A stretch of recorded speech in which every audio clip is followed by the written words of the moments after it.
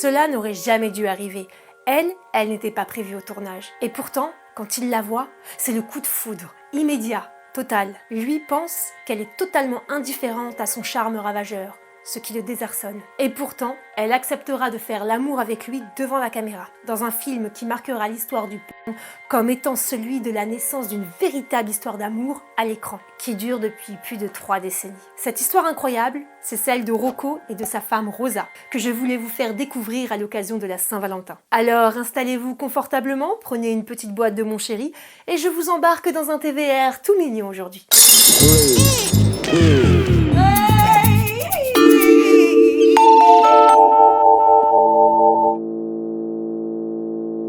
Les clichés en amour ont la vie dure. On parle souvent du rapport entre un body count élevé et une difficulté à trouver l'amour. On a tous entendu ce type de préjugés sur les femmes à la cuisse légère. Faudra pas qu'elle vienne pleurer quand elle aura 30 ans, pas d'enfant, et qu'aucun homme ne voudra plus d'elle. Cette idée qu'un nombre important de partenaires de jeu est un frein pour trouver The Big Love est profondément ancrée dans les mœurs. Pourtant, rien n'est moins vrai. Je vous laisse chercher ce que sont devenus les S de vos établissements scolaires ou de vos quartiers. Vous seriez surpris de les retrouver casés dans des couples stables et routiniers. Ma source. Fais-moi confiance, frère. Tu me fais confiance. Et pour les hommes, s'il peut paraître séduisant à la vingtaine, le coureur de jupons qui n'a pas tenu 2 mois dans un couple devient un véritable red flag ambulant lorsqu'il rejoint la trentaine. Cette vérité générale est évidemment valable pour les acteurs et les actrices X. C'est pourquoi je voulais vous proposer cette belle histoire d'amour entre un homme au body count élevé, on parle quand même d'un boug qui a eu plus de 5000 conquêtes, à l'appétit sexuel démesuré, et une femme plus discrète et dévouée. 2 êtres aux antipodes et qui pourtant se sont attirés comme des aimants. Vous voulez savoir comment ils se sont rencontrés? Eh bien, on va remonter dans l'historique de Rocco. Pour comprendre cette histoire d'amour, il faut revenir aux origines. À la base, il n'était pas voué à cette vie de libertinage. Ses parents le destinaient à la prêtrise. En effet, il voit le jour en 1964 à un petit village italien très catholique des Abruzzes. Son enfance est modeste mais très heureuse. Il est l'avant-dernier d'une fratrie de 6, dont 5 garçons. Tous les dimanches, il va à la messe. Il est même enfant de chœur. Et si sa mère le rêve en prêtre, il sent déjà que son destin sera tout autre. À l'âge de 10 ans, la bête commence à se réveiller. Et cela le met dans des situations parfois embarrassantes. Mais l'appétit est là, et il va croissant. Sa première découverte de ce qui sera son métier plus tard se fait à l'âge de 13 ans, au détour d'une anecdote un petit peu cracra. Lorsqu'il allait à la plage à pied, il passait par une nationale, et les camionneurs avaient pour habitude de jeter leurs revues X usagées. Si vous voyez ce que je veux dire. 13 ans, ça donne 1977. Je me demande s'il avait des revues de Color Climax. Faudrait peut-être que je le DM, pour savoir. Ça m'aiderait. Pour mon enquête. Il les ramassait délicatement, décollait les pages avec soin pour ne pas abîmer les photos et les planquait dans sa cave pour... Vous voyez ce que je veux dire? Sa préférée? Super Sex, avec Gabriel Pontello, qu'il admire et dont il fantasme le travail. Dès lors, il est obsédé à l'idée de faire l'amour. Et cela lui arrive une fois, lorsqu'il a 14 ans, avec une étudiante de 24 ans. Il faudra ensuite qu'il attende de bosser comme serveur dans le restaurant de son frère qui vit à Paris pour réitérer l'expérience. Il a 17 ans. Et lorsqu'il croise le regard de Claudia, cette jeune lycéenne allemande de 15 ans, c'est le coup de foudre. Mais il pense ne jamais la revoir car il a oublié de prendre son numéro de téléphone. Mais celle-ci l'attend devant le restaurant à la fin de son service. Et ils passent la nuit ensemble. Une nuit mémorable pour le jeune Rocco qui peut enfin assouvir ce désir qui le dévorait depuis tant d'années. Les 2 jeunes gens sont amoureux. Claudia, sur un coup de tête, le rejoint sur Paris. Et ils vivent d'amour et d'eau fraîche durant 2 semaines, avant que Rocco ne soit obligé de faire son service militaire. C'est la fin de leur histoire. Elle lui écrit durant 5 mois, et puis plus rien. Lorsqu'il rentre dans son studio parisien, tenez-vous bien, c'était rue de la Pompe, il ne cesse de penser à elle. Pris de nostalgie, il se rend sur le lieu de leur première rencontre. Et comme dans un téléfilm de Noël, la femme qui descend du taxi lorsque lui sort du métro est Claudia. Et l'émotion est vive, il pleure. Et le cœur de Rocco se serre lorsqu'il apprend la vérité sur la disparition de la jeune femme. Elle est tombée amoureuse d'un autre. Tout simplement. Après cette mésaventure, il rencontre la douce et tendre Sylvie. Mais l'idée de ne faire l'amour qu'avec elle pour le restant de ses jours le déprime au plus haut point. L'envie de multiplier les expériences le tenaille. Et c'est à ce moment-là qu'il commence à fréquenter un certain club échangiste, où il se forge une belle réputation. Avant de devenir acteur, il sort avec une femme du nom de Rita. Pas très intéressée par le sexe, contrairement à lui. Il s'ennuie ferme, mais sort souvent sans elle dans ce fameux club. Un jour qu'il s'occupe d'une cliente en doggy, un pote de son frère, Jean-Claude, JC, lui tape sur l'épaule, visiblement gêné. Il le salue et comprend sa gêne. Rita était venue vérifier ce qu'il trafiquait lors de ses sorties solo. Elle le regarde dégoûtée et disparaît. Des histoires avec les femmes dignes des meilleurs scénarios de films X, Rocco en a des dizaines. Ses séances de kiné qui dégénèrent, le propriétaire qui le surprend dans son lit avec l'agent immobilier censé vendre son bien, ou encore cette quadra qui l'initie à l'échangisme. C'est d'ailleurs dans le club de la célèbre actrice X des années 80, Denise Lassène, connue sous le nom de Diane Dubois, que Rocco est introduit dans le milieu des films porno. Un soir qu'il se trimballe le zigouille à l'air, comme tous les soirs d'ailleurs vu qu'il est devenu la mascotte des lieux, il n'en revient pas de voir son idole de toujours, celui qui lui a provoqué ses premiers émois d'adolescent. Gabriel Pontello, a.k.a. Supersex. La première rencontre est plutôt décevante.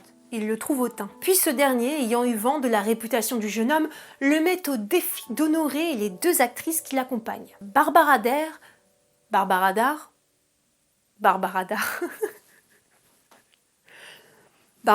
Barbara Dar, je sais pas comment ça se dit, et Patty Rhodes. Non loin d'être intimidé, il en est tout émoustillé. Et durant 2 heures, il s'amuse comme des fifous. Gabriel Pontello l'invite alors dès le lendemain dans son studio de Montrouge pour une séance photo sur le thème d'Adam et Ève avec l'iconique Marilyn Jess. Malheureusement, le shooting photo est un désastre. Dès les premières minutes, Rocco est incapable de rester tranquille, tant la présence de la belle lui provoque des érections monstrueuses, ce qui contraint l'équipe à passer au shooting hard. Vous l'aurez compris, il a convaincu tout le monde sur ses talents d'ardeur. Et Gabriel Pontello le recommande à Marc Dorcel, qui le place sur le casting de Belle d'amour de Michel Rico. Nous sommes en 86. Rocco a 22 ans et sa carrière dans le porn vient juste de débuter. À la question « Pourquoi fais-tu du porn ?», il répond tout simplement « Pour pouvoir baiser les plus belles filles ». Le plaisir est au cœur de son travail, de sa vie même. Il vit pour Ken et le porn lui permet de réaliser cet objectif de vie. Son rythme de travail monte crescendo, son désir aussi. Plus il baise et plus il veut baiser. Rien ne l'arrête. Sauf si c'est une femme. Avez-vous déjà arrêté quelque chose qui vous passionnait parce que quelqu'un que vous aimiez vous l'avait demandé ? Est-ce que ça vous a rendu heureux ou aigri ? Eh bien, Rocco, lui, n'a pas réfléchi aux conséquences lorsque Tina, une femme pour qui le coup de foudre fut aussi ravageur que celui avec Claudia, lui a demandé de choisir entre le porn et elle. Entre 1989 et 1991, il stoppe sa carrière dans le X et tente le mannequinat. Mais il n'a pas les mensurations recherchées à l'époque. Il est beaucoup trop musclé. Les fins de mois sont difficiles et lorsqu'on lui propose de faire des photos avec une modèle, il accepte. Tina le devine et lui rend la vie impossible. Jusqu'au jour où, malgré des sentiments forts, il trouve la force de la quitter. Cette rupture lui donne une confiance nouvelle. Désormais, peu importe la femme qu'il aura devant lui, il assumera qui il est. Il renonce aussi à se marier et à avoir des enfants. Sa vie est incompatible avec la vie de famille qu'il s'est toujours figurée, à travers son éducation et ses valeurs catholiques. Alors il travaille dur, très dur. Environ 2 à 3 scènes par jour, parfois jusqu'à 25 jours par mois. Il met un point d'honneur à ne pas tomber amoureux de ses partenaires de jeu. La jalousie finit toujours par s'inviter. Il en a fait les frais avec une actrice française. D'ailleurs, c'est marrant, j'ai pas cherché qui était cette actrice française. Alors si vous le savez, mettez-le en commentaire. Pourtant, c'est bel et bien ce qu'il s'est passé avec sa femme Rosa. Comme quoi, il est parfois bon de revenir sur ses principes quand il s'agit d'amour. Nous sommes en 1993. Rocco est au faîte de sa carrière. Il est nommé depuis l'année dernière au Hot d'Or, cérémonie qui consacre les acteurs porno. Et depuis peu, s'essaye à la réalisation, entre autres projets. Il se trouve alors dans le sud de la France et prépare son 2e film, Bodyguard. Son assistant lui apporte des photos de mannequins pour les différentes prestations qu'il recherche. Il est tout de suite captivé par cette jeune Hongroise d'une rare beauté. Il en est subjugué. Elle possède dans son regard une fragilité touchante. Il est conquis et ne pense qu'à faire sa connaissance. Vous vous en doutez, il ne lui proposera pas de faire une scène hard. Il l'envisage comme hôtesse pour distribuer des prospectus à l'occasion de la sortie de son parfum. Mais qui est cette jeune femme à l'allure raffinée qui a su plaire à notre étalon ? Il s'agit de Rosa Tassi, hongroise de 21 ans, qui a été sacrée Miss Hongrie 1990 et qui enchaîne les petits boulots divers et variés, de mannequin à hôtesse lors d'événements. Il a 1000 choses à organiser, mais le visage de la jeune femme le hante. Il ne pense qu'à elle et attend son arrivée avec impatience. Mais viendra-t-elle? Le jour J, le bus tombe en panne et toutes les filles sont obligées de descendre pour le pousser. Elle arrive ainsi à Cannes, fatiguée et assoiffée. Rocco, dans son beau survêtement bordeaux, scrute la descente des passagères. Et il ne salue même pas celle qu'il connaît, tant il est obnubilé par Rosa. Enfin, il la voit. Du haut de son 1,78 m, elle se démarque par son allure altière. Il fonce sur elle pour la saluer. Elle lui tend froidement sa main et lui tourne le dos. Rocco est complètement désarçonné par son attitude. Il apprendra plus tard que Rosa ne rêvait que d'une seule chose, un coca glacé. Cette première rencontre un peu ratée permet à l'étalon de reprendre ses esprits et de s'apercevoir que le premier rôle de son film lui a posé un lapin. Et il n'y a pas de Betty Gabor. Tout est déjà loué. Il ne peut pas annuler le tournage. Il doit lui trouver une remplaçante. Et alors, son assistant qui remarque tout lui propose l'idée complètement saugrenue de demander à la glaciale hongroise de la remplacer. Rocco ne veut pas. Elle n'est pas actrice. Elle n'a jamais fait de porn. Très gêné, il lui demande quand même, en prenant des pincettes. Et quelle n'est pas sa stupeur lorsque Rosa lui répond positivement, à la condition sine qua non que ce ne soit qu'avec lui. Il reste quoi? Il réécrit totalement le scénario pour le transformer en une belle histoire d'amour avec une scène explicite avec elle à la fin du film. Il fait tout pour qu'elle vienne loger dans la villa qu'il a louée, afin de créer un rapprochement avant le tournage. En vain. Elle garde ses distances jusqu'au jour J de la fameuse scène. Rocco est aux petits soins avec elle et lui tient même la main lorsqu'elle gerbe par-dessus le bateau, à cause de son mal de mer. Il est pourtant inquiet. Il s'était juré de ne plus mélanger amour et travail, mais il sent que ses sentiments commencent à le dépasser. Pour les tipeurs et uniquement pour vous, je vais vous résumer le film. Nous sommes sur un bateau où la jolie Rosa... Pour les autres, vous allez devoir vous contenter de ça. Le film commence par un plan sur l'océan et la mention de l'extraordinaire participation de Rosa Caracciolo, pseudo trouvé par Rocco en mémoire de l'un de ses meilleurs amis décédés. Le film se termine par leur première scène d'amour et c'est assez incroyable de se dire que leur première nuit d'amour est gravée sur une pellicule. On interprète le jeu des regards d'une toute autre façon.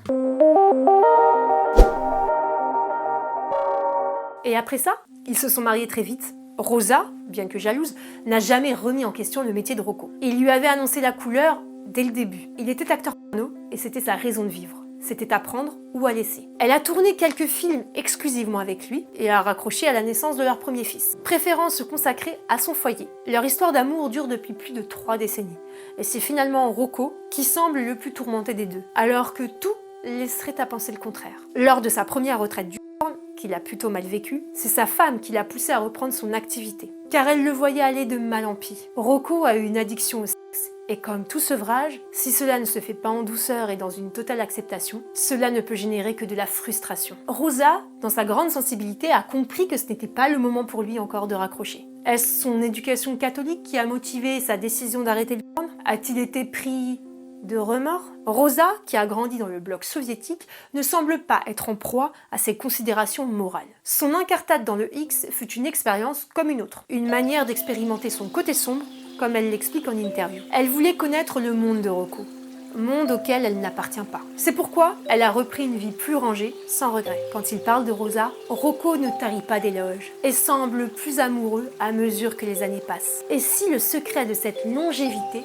était une acceptation de l'autre dans toute sa complexité. L'amour est fort entre eux, car aucune des deux personnalités n'est étouffée. Et comme le dit Rosa, lorsque son mari part au travail, elle sait avec qui il est et ce qu'il fait. Rocco explique la réussite de leur couple par ces 3 points. D'une part, ils ont appris à se connaître.